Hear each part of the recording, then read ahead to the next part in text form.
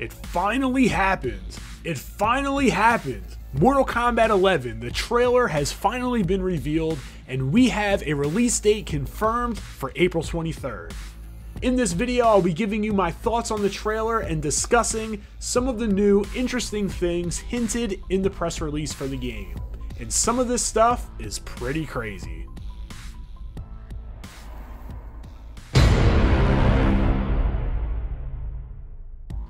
So the trailer starts off with what looks like Scorpion killing Dark Raiden in the air, and then another Raiden appears.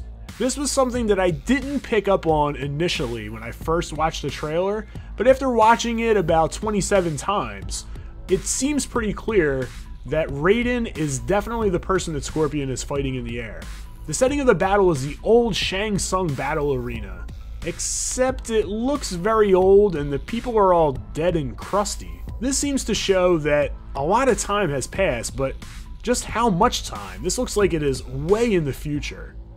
Well, a major theory comes to fruition at the end of the trailer where you see a huge hourglass and a character that's yet to be named. Many have speculated that this character is the Oracle who can control time, which was hinted at the end of Jade's Mortal Kombat 9 ending, but only time will tell. You see what I did there? This theory of time manipulation seems consistent with the fact that there are two versions of both Scorpion and Raiden. This also helps to display the fact that there will be multiple gameplay variations for each character. This leads us to the press release, and I quote, "The all-new custom character variations give you unprecedented control to customize the fighter and make them your own." This tells me that there definitely will be a variation system.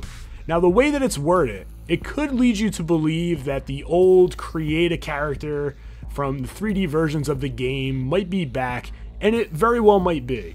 But I'm gonna go and make a pretty bold prediction here, so sit back, listen, and really get your thinking cap on for this one. So I think the custom variation system will work like this. Let's say your character has a certain amount of slots to fill with special moves. Let's say 6 slots, just as an example. Let's also use Kung Lao. He's been in many versions of the game, he's got a whole lot of special moves, so we're gonna take a look at him. So let's just say that he has the spin that launches, the dive kick, the low hat, the mid hat, the hat callback, the hat spin that he developed in Mortal Kombat X, and the teleport. Now, depending on how good these special moves are, each one may have one slot that it'll fill of the 6, or maybe 2, or maybe 3. So let's say that we want to make a version of Kung Lao that is a zoning version of Kung Lao. So we're going to try to take as many zoning tools as we can and fill them into those 6 slots. So let's say that the low hat, the mid hat, and the hat callback all feature 2 slots, and you fill up those 6 with those 3 special moves, and we now have a zoning version of Kung Lao. Now let's say we want a more offensive and rushdown version of Kung Lao. So we can take the hat spin that we can enhance, not the one where you launch, but the regular hat spin where he spins it around his body to develop more pressure. We also can add the teleport and the spin. So we'll add those in, each one of them carrying 2 slots, and that's going to give our character a pretty good rushdown potential. Now we could also mix and match those, or we may take the launching spin, and because the launching spin is so excellent at anti-airs, it is a great launcher, meterless, you can confirm into it. That thing, since it's so good, we're gonna make sure that that thing covers 3 slots.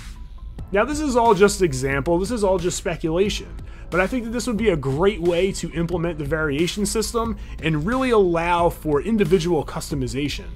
Now, I'm not sure how this would work out competitively, but it definitely is something interesting to think about.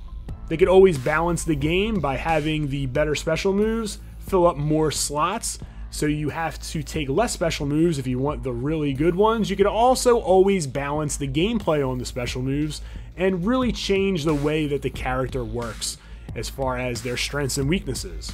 This will allow for great customization, and you can play a character almost any way that you want. All in all, if this is the way they choose to do it, this will be a very interesting way to implement the variation system. But again, like I said previously, only time will tell. The overall visuals of the trailer and the screenshots from the Steam website look absolutely great. It's extra bloody and gory, which I personally tend to love, and Scorpion also winds up being triumphant, killing Raiden what seems to be like his own special move. As many of you know on the channel, Scorpion is my favorite Mortal Kombat character, so it's always great to see him be triumphant. The costumes on each character look excellent as well. The use of weapons also seems to be present with both characters, both Scorpion and Raiden, and this could be a hint that weapon variations might be back in the game, and that could add some extra spice to the variation of each character. Overall, I am so excited to begin the journey that is competitive Mortal Kombat 11. If you are new to the channel, I post gameplays, tutorials, and my own tournament footage for your viewing pleasure. I also hold my own tournaments with all of you on the channel participating in them. For the past 3 years, I've hosted sets over on Twitch, which you can follow at twitch.tv/jgleez, and every Tuesday evening at 8 p.m. Eastern Standard Time, I host exhibition matches and feature you on the channel. This segment is called The Spotlight, and I'll place a link down below to the Spotlight playlist so you can check it out. If you're interested in being featured on the channel, I post signups to tournaments and the weekly spotlights over on Twitter, which you can follow me at BigJGleez. So down in the comment section below, I want to know what your favorite part of the trailer was. Also, give me some predictions for both the story and gameplay. Oh, and did I mention that Shao Kahn is back and he looks like a beast? He's going to be a pre-order bonus for the game. So if you're new to the channel, don't forget to subscribe and be sure to click the bell to get updated whenever I post new content. So I want to thank you for checking in. It's Jay Gleez signing out, and continue to game strong.